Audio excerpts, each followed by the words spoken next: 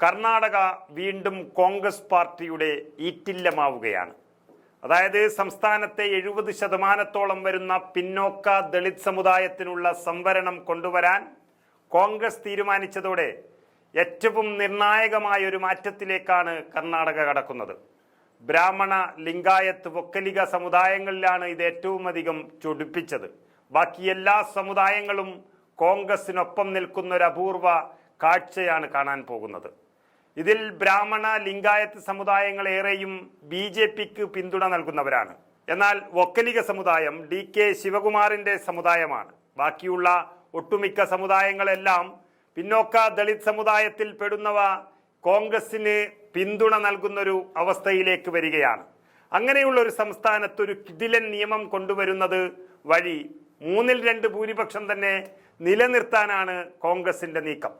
സംസ്ഥാന പിന്നോക്ക കമ്മീഷൻ നടത്തിയ സാമൂഹിക, സാമ്പത്തിക, വിദ്യാഭ്യാസ സ്ഥിതിവിവര കണക്കാണ് കർണാടക രാഷ്ട്രീയത്തിൽ ഇപ്പോൾ കോളിളക്കം സൃഷ്ടിച്ചിരിക്കുന്നത്. കഴിഞ്ഞ വർഷം ഫെബ്രുവരിയിൽ സമർപ്പിക്കപ്പെട്ട ആ റിപ്പോർട്ട് കർണാടക മന്ത്രിസഭയുടെ മേശപ്പുറത്ത് വച്ച് ആ കവർ പൊട്ടിച്ചതോടെയാണ് വിവരങ്ങൾ പുറത്തായത്. കർണാടകയിലെ രാഷ്ട്രീയക്കാർ വിശേഷിപ്പിക്കും പോലെ തന്നെ ഇതിനെ ജാതി സെൻസസ് റിപ്പോർട്ട് എന്ന് തന്നെ വിളിക്കേണ്ടി വരും. 84% ഹിന്ദുക്കളാണ് കർണാടകയിൽ ഉള്ളത് എന്ന് നമുക്കറിയാം. എങ്കിലും ഹിന്ദുമതത്തിലെ സമുദായങ്ങൾക്ക് വെവ്വേറെ പരിഗണനയാണ് ഈ സംവരണത്തിൽ ലഭിക്കുക. അതുകൊണ്ട് തന്നെ സർവേ റിപ്പോർട്ട് പ്രകാരം ജനസംഖ്യയിൽ മുന്നിൽ നിൽക്കുന്നത് പട്ടിക വിഭാഗമാണ്. ഈ പട്ടിക വിഭാഗം ജനസംഖ്യയുടെ 18.27% വരുന്നത്. തൊട്ടു പിന്നിലുള്ളത് ജനസംഖ്യയുടെ 12.87% വരുന്ന മുസ്ലിം വിഭാഗമാണ്.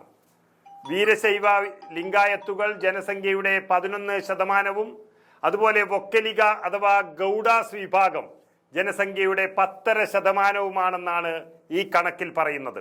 തൊട്ടുപിറകെ തന്നെ പിന്നോക്ക വിഭാഗത്തിൽപ്പെടുന്ന കുറുബ സമുദായവും, കുറുബ സമുദായം എന്ന് പറഞ്ഞാൽ മുഖ്യമന്ത്രി സിദ്ധാരാമയ്യ ഉൾപ്പെടുന്ന സമുദായമാണ്.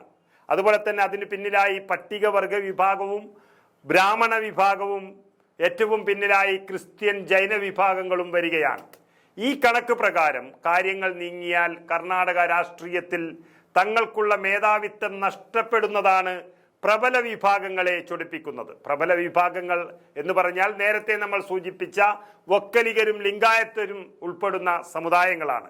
സർവേയിൽ പറയുന്നതല്ല തങ്ങളുടെ യഥാർത്ഥ ജനസംഖ്യയെന്നും കണക്കെടുപ്പ് അശാസ്ത്രീയവും അപൂർണമാണെന്നും വൊക്കലികരും ലിംഗായത്തുകളും ഒറ്റ സ്വരത്തിൽ പറയുന്നതും അതുകൊണ്ട് തന്നെയാണ്. കർണാടകത്തിൽ BJP അധികാരത്തിൽ വന്നതും അവരുടെ ശക്തി അല്പമെങ്കിലും ഇപ്പോഴും നിലനിൽക്കുന്നതും ലിംഗായത്ത് സമുദായത്തെ മുൻനിർത്തിക്കൊണ്ട് മാത്രമാണ്. അത് യെദ്യൂരപ്പയാണെങ്കിലും ബസവരാജ് ബൊമ്മയാണെങ്കിലും ആര് മുഖ്യമന്ത്രിയായി വന്നാലും അവർ ലിംഗായത്ത് വിഭാഗക്കാരാണ് BJPയിൽ നിന്നും വരാറുള്ളത്. എന്നാൽ വൊക്കലിക സമുദായം അഥവാ ഗൗഡാസ് വിഭാഗം കോൺഗ്രസിലും ജനതാദളിലും കുറച്ച് BJPയിലുമായി വ്യാപിച്ചു കിടക്കുന്നു. ദേവഗൌഡയായിരുന്നു അവരുടെ നേതാവ് ഇതുവരെയെങ്കിലും അടുത്ത കാലത്ത് അപ്രമാദിത്വം പിടിച്ചെടുത്ത DK ശിവകുമാറിന്റെ കൈകളിലേക്ക് വന്നിരിക്കുകയാണ് വൊക്കലിക നേതൃത്വം മുഴുവൻ.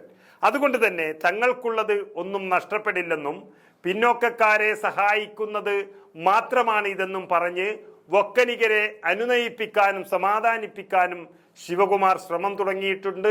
അതിൽ അദ്ദേഹം വിജയിക്കുമെന്നാണ് അറിയുന്നത്. മാത്രമല്ല കോൺഗ്രസ് ഒരിക്കലും തകരാത്ത രീതിയിൽ ഈ സംവരണം ഗുണം ചെയ്യുമെന്നും അദ്ദേഹം പറഞ്ഞു കഴിഞ്ഞു.